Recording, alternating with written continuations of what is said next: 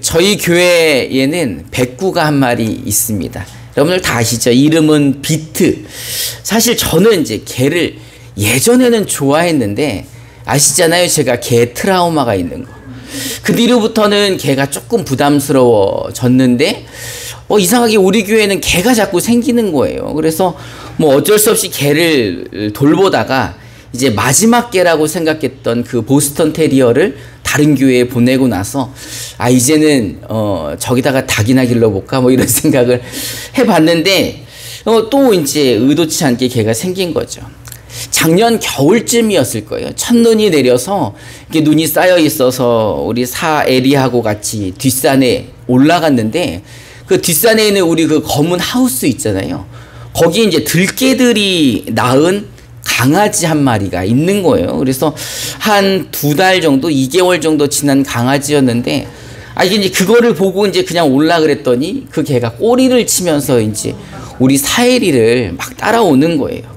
근데 이제 그 사에리도 이제 5살, 6살 됐을 때니까 얼마나 강아지가 이쁩니까? 그래서 이제 이 사에리가 이제 저한테 이 강아지에게 자비를 베풀자는 거예요.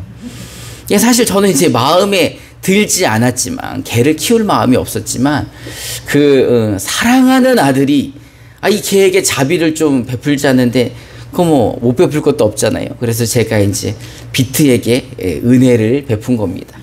그래서 이제 이름도 이제 어디서 들었는지 사에리가 그렇게 지어주고 아빠에게 이제 자비를 구하도록 빌었으니까, 사실 비트는 누구한테 잘해줘야 돼요?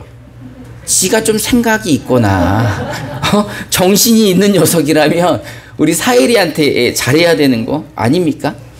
근데 왜 설교를 시작하면서 이런 이야기로 시작했는가 하면, 오늘 말씀의 주제가 자비에 관한 이야기를 하려고 합니다.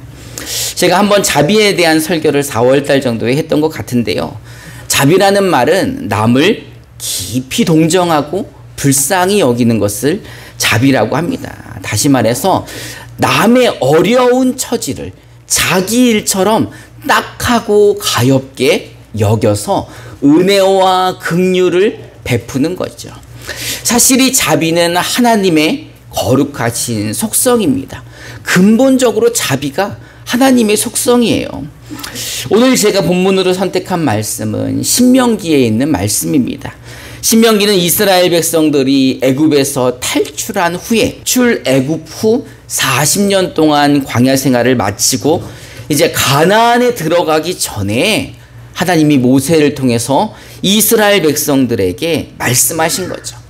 이 신명기의 신자가 이 매울 신자, 새로울 신자 이런 게 아니라 다시 신, 거듭 신자를 사용합니다. 이 말은 되풀이해서 말씀하신다는 거예요. 거듭해서 강조하신다는 말씀인 겁니다. 그래서 출애굽기하고 신명기하고 이렇게 비슷한 말씀들이 참 많이 있어요. 왜냐하면 모세를 통해 한 번 더 말씀하시기 때문인 거죠. 이제 가나안에 들어가기 전에 주의해야 할 것을 한 번 더 하나님께서 찝어주신 겁니다. 신명기에는 어질고 자비로운 하나님의 인애가 잘 드러나 있죠. 우리 함께 신명기 4장 30절부터 31절을 표준 세번역으로 한번 읽어봅시다. 시작.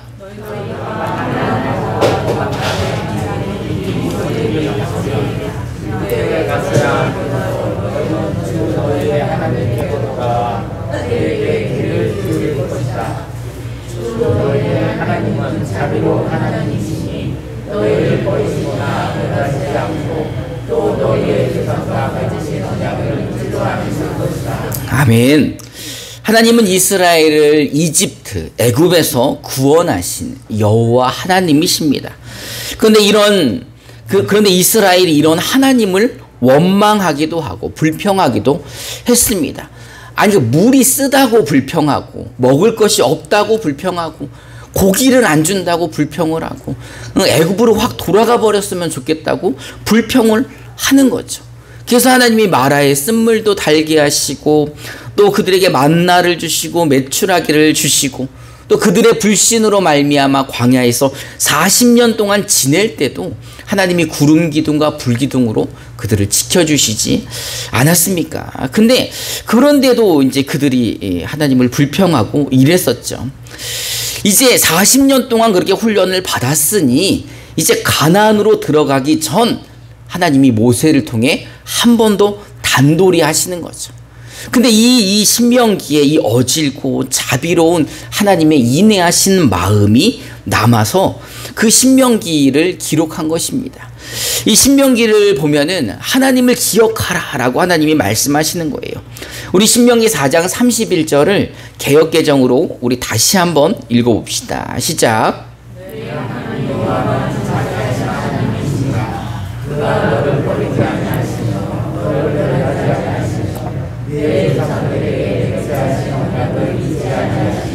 아멘. 하나님은, 내 하나님은 너에게만 나는 자비로운 하나님이라는 거죠. 그래서 너를 버리지 않고 너를 멸하지 않고 너와 한 언약은 내가 잊지 않겠다 라고 말씀하시는 겁니다. 그러니 환난을 당하거나 어려움을 당할 때 자비로운 하나님께로 돌아와라. 이 자비로운, 너에게 자비로운 하나님을 기억해라 라고 말씀하시는 겁니다. 우리 신명기 4장 32절부터 35절을 표준 세번역으로 저와 여러분들이 한 절씩 봉독해 봅시다. 제가 먼저 32절을 봉독하겠습니다. 너희가 태어나기 전에 하나님이 이 땅 위에 사람을 창조하신 날부터 이제까지 지나간 때를 깊이 생각하여 보아라. 하늘 이 끝에서 저 끝에 이르기까지 온 세계를 깊이 생각하여 보아라. 그리고 이런 큰 일을 본 적이 있는지 들은 적이 있는지 물어보아라. 너희처럼 물 가운데서 말씀하시는 하나님의 음성을 듣고 살아가는 백성이 있느냐? 주 너희의 하나님이 이집트에서 너희가 보는 앞에서 하신 것처럼 온갖 시험과 표적과 기사와 전쟁과 강한 손과 펴신 팔과 큰 두려움으로 한 민족을 다른 민족의 억압에서 이끌어내시려고 애쓰신 그러한 신이 어디에 있느냐? 그러나 너희에게 이것을 나타내셨으니 그것은 주님이 곧 하나님이시고 그분 밖에 없는 다른 신이 없음을 알게 하시려는 것이다. 아멘. 여러분, 하나님은 이스라엘에게 어질고 자비로우신 하나님이십니다. 하나님은 이스라엘에게만 인내하신 분이에요. 왜요? 내 백성이기 때문에. 하나님이 선택하셨기 때문입니다. 그들을 이집트에서 구원하시고 그들이 불평하였지만 그들을 40년간 하나님이 광야에 버려두지 않으시고 그들을 구름 기둥과 불 기둥으로 만나와 매출하기로 돌봐주셨습니다. 이유가 뭡니까? 이유가 왜 그렇게 하신 거예요? 내가 너희의 하나님이라는 것을 알게 하시기 위함입니다. 너희에게 다른 신은 없다. 어떤 신이 너희에게 이렇게 하는 거 봤냐? 불 가운데 말씀하시는 하나님의 음성을 듣고 살아남은 자 있으면 나와보라 그래.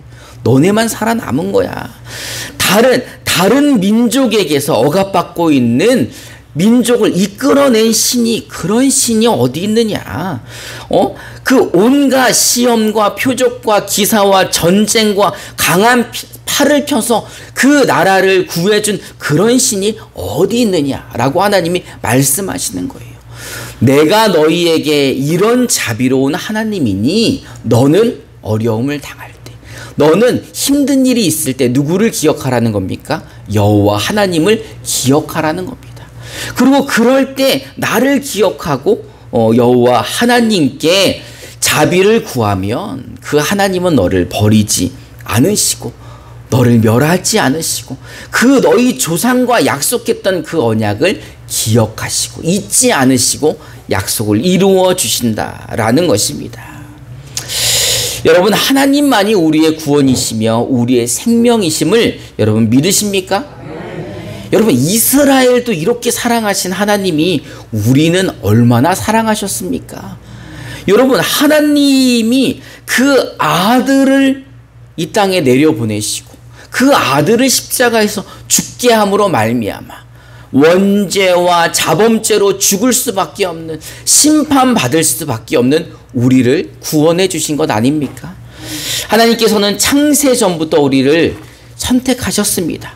우리를 긍휼히 여기시고 불쌍히 여기시고 우리를 가엾게 여기셔서 그리스도 예수 안에서 우리를 택하시고 그리스도 예수로 말미암아 하나님의 자녀가 되게 하신 것입니다. 여러분 믿으십니까? 우리는 이 복음을 통해 하나님의 자비로움을 이미 경험한 사람입니다. 우리는 그의 그 자비로움을 경험했잖아요. 우리 죄사함 받았죠. 우리 하나님의 자녀가 되었죠. 우리 또 영생을 얻었죠. 우리 천국에 갈 약속도 받지 않았습니까? 이미 우리는 그 은혜와 복을 받아서 이 땅 가운데 누리는 사람들인 거죠. 그러니 여러분, 우리는 그 은혜를 안다면, 그 자비하심을 경험했다면 이제 우리는 그 어질고 자비로우신 인애하신 하나님께 감사해야 될까요? 말아야 될까요? 지가 은혜를 알면 감사를 해야 되겠죠? 사실 이 인애라는 말은 이 히브리어로 헤세드라는 말입니다. 헤세드라는 단어 많이 들어보셨죠? 어질고 자비롭다라는 뜻입니다. 그런데 이 헤세드라는 이 히브리어가 이 인애라는 말은 사실 그 기본 바탕이 하나님의 변하지 않는 사랑을 의미하는 단어인 겁니다. 그 변하지 않는 하나님의 사랑을 번역해서 헤세드라고 표현을 하는 거죠. 말하자면 하나님의 자비로우심과 인애하심은 변하지 않으시는 우리를 향한 사랑으로부터 나온 하나님의 성품이라는 것입니다. 믿으십니까? 제가 오늘 예화로 존 뉴턴이라는 사람을 한번 소개하려고 합니다. 이 존 뉴턴은 여러분 어메이징 그레이스 잘 아시죠? 오늘 우리가 찬송했던 405장 나 같은 죄인 살리신을 작사한 사람입니다. 그의 어머니는 독실한 크리스찬이었어요. 예수님을 아주 잘 믿는 사람이었고 이 뉴턴이 성직자가 되기를 바라고 그렇게 기도를 많이 하셨던 분입니다. 그런데 그런 어머니가 7살 때 결핵으로 돌아가셔요. 그리고 그 아버지는 뱃사람이었는데 이 아이가 어머니가 돌아가신 이후에 돌봄을 잘 받지 못해서 이 뱃사람이었던 아버지를 따라 11살 때부터 배를 탑니다. 그 18세기 1700년도 1800년도 그 사이에 얼마나 배가 발달이 잘 되어 있습니까? 그렇지 않잖아요. 그 험한 배를 11살부터 타기 시작했는데 그 배들이 무엇을 하는 배였냐면 아프리카 흑인들을 잡아서 팔던 노예무역상이었습니다. 이 당시 18세기에는요 아프리카 흑인들을 잡아서 노예로 파는 아주 질이 나쁜 범죄 행위를 국가가 인정을 해줬습니다. 말하자면 이 아프리카 사람들 잡아다가 인신매매하는 것을 이 유럽에 있는 기독교 국가들이 다 공식적으로 인정을 해준 거예요. 여러분 영국이 얼마나 예수를 잘 믿고 기독교가 발달한 나라입니까? 거기서 예수 잘 믿으려고 미국으로 넘어가기도 하고 그 청교도 신앙하면 진짜 신앙이 좋은 사람들 아닙니까? 그런데 그런 사람들이 이 노예무역은 다 인정하고 그 흑인들에게는 자비함이 없었어요. 무자비했어요. 그들은 흑인을 사람으로 인정하지 않았습니다. 그들이 흑인을 앉혀놓고 토의한 게 이들도 사람일까? 이들에게도 영혼이 있을까? 그래서 흑인들의 뇌를 열어보기도 하고 해부를 해보기도 하고 그들이 어떤 사람들은 이들은 사람이 아니다. 이들은 자연에 풀어놓은 동물들과 똑같다. 라고 결정을 한 결정들도 나옵니다.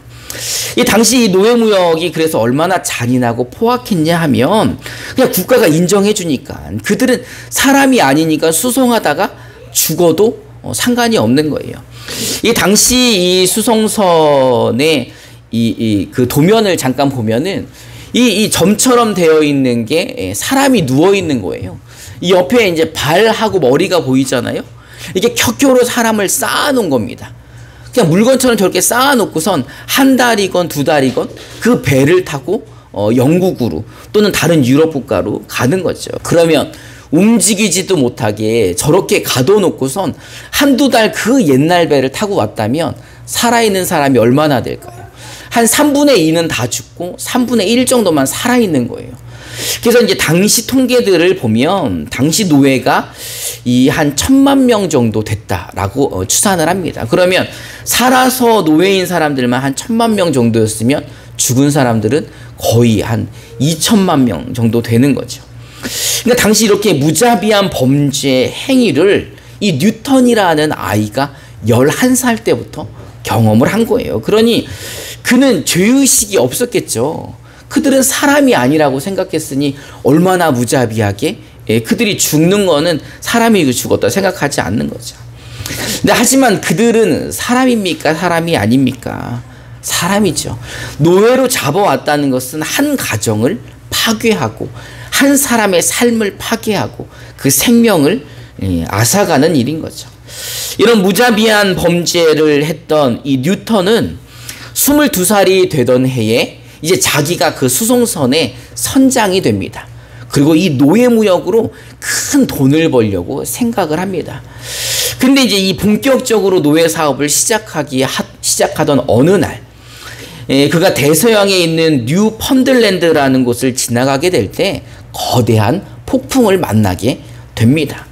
근데 이제 거대한 폭풍을 만나게 되어서 이 배가 완전히 좌초가 되게 생겼어요. 완전히 난파가 되게 생겼는데 그가 이제 기억하는 게 있는 거예요. 22살의 청년이지만 그 어렸을 때 어머니가 했던 기도를 생각했던 거죠. 그래서 그는 그 창조주 하나님, 그 세상 만물을 만드셨다는 하나님께 기도하기 시작합니다. 그가 하나님께 자비를 구하는 거예요. 내가 이렇게 죽게 생겼으니 나의 어머니 하나님, 나의 어머니의 하나님, 나를 도와주시옵소서라고 기도를 합니다. 근데 진짜 구사일생으로 거기서 살아나요. 근데 거기서 살아나고 난 이후에 그가 깨달음을 얻고 그가 회심을 한 이후에 성직자가 됩니다. 성직자가 되고 난 이후 그가 이제 자신의 삶을 돌이켜 보니 그 노예 무역상을 했던 자신의 삶이 부끄러웠던 거예요. 그 사람들을 잡아다가 짐승처럼 다루었고 그들을 물건처럼 팔았던 그런 것들, 그 어린 나이서부터 했기에 죄의식이 없이 저질렀던 그런 범죄 행위들이 그의 아픔으로 다가오게 된 겁니다. 그래서 그는 이 자신의 과거를 용서해 주신 죄인이었을 때 진짜 나쁜 죄를 짓고 있던 그 상황 가운데에서도 기도를 들어주신 자비하신 하나님께 그가 이런 곡을 만들어서 하나님께 찬송을 만든 게 바로 그 어메이징 그레이스, 나 같은 죄인 살리신이라는 찬양입니다. 나 같은 죄인 살리신 주 은혜 놀라와 잃었던 생명 찾았고 광명을 얻었네. 여러분, 하나님은 자비하신 분입니다. 믿으십니까? 그리고 우리는 그 하나님의 사랑을 이미 받은 사람들이죠. 그의 자비와 인애를 경험한 사람들입니다. 우리는 하나님의 인애가 아니었으면 우리는 그 죄로 말미암아 심판받을 수밖에 없는 사람들이었습니다. 그런데 하나님의 자비하심으로, 그 인애하심으로 우리는 죄 용서함을 받고 하나님의 자녀가 된 것입니다. 여러분, 이제 어질고 자비로우신 인애하신 하나님 아버지처럼 그 자녀라면 우리의 삶에도 자비가 있어야 됩니다. 우리의 삶에도 인애가 있어야 되는 것입니다. 여러분, 성령의 열매인 자비는 우리의 힘만으로 맺을 수 있는 열매가 아닙니다. 누가 도와주셔야만 됩니까? 성령님이 도와주셔야 되는 거예요. 우리 안에 계신 성령님이 도와주실 때에만 우리가 이 열매를 맺을 수 있는 것입니다. 그러기에 여러분, 우리를 사랑하시고 우리를 죄악 가운데 건져주시고 자녀 삼아주신 그 하나님을 기억하고 우리 안에 계신 성령님께 도움을 구하시기 바랍니다. 성령님, 자비하게 하여 주시옵소서. 성령님, 내가 인애하게 하여 주시옵소서. 여러분, 내가 자비의 열매를 맺고 인애의 열매를 맺으면 누가 그 열매를 맛볼까요? 누가 맛볼까요? 내 가장 가까이 있는 사람이 맛보는 거죠. 내 이웃이 그 열매를 맛보는 거예요. 내가 열매를 맺으면 내 남편이, 내 아내가, 내 자녀들이, 우리 가족이, 우리 친척이, 우리 이웃 사람들이, 우리 직장 동료들이, 우리 동네 사람들이 그 자비한 열매를 맛보며 누구에게 영광 돌릴까요? 야, 하나님의 자녀들은 진짜 자비로움이 많구나. 아니, 절에서만 자비자비 하는 줄 알았더니 사실은 하나님의 자녀들이 더 자비로운 삶을 사는구나. 하나님의 자녀들에게는 긍휼이 있고 인애가 있구나. 우리 엄마가 교회 다니더니 자비로워졌어. 우리 엄마에게서 인애함이 있는 것 같아 라면서 누구에게 영광을 돌리겠습니까? 하나님께 영광을 돌리는 거죠. 그러니 여러분, 하나님께 이런 영광을 돌리시기 위하여 여러분들 성령의 도움을 받아 자비의 열매를 맺으시기 바랍니다. 인내하신 삶을 사시기 바랍니다.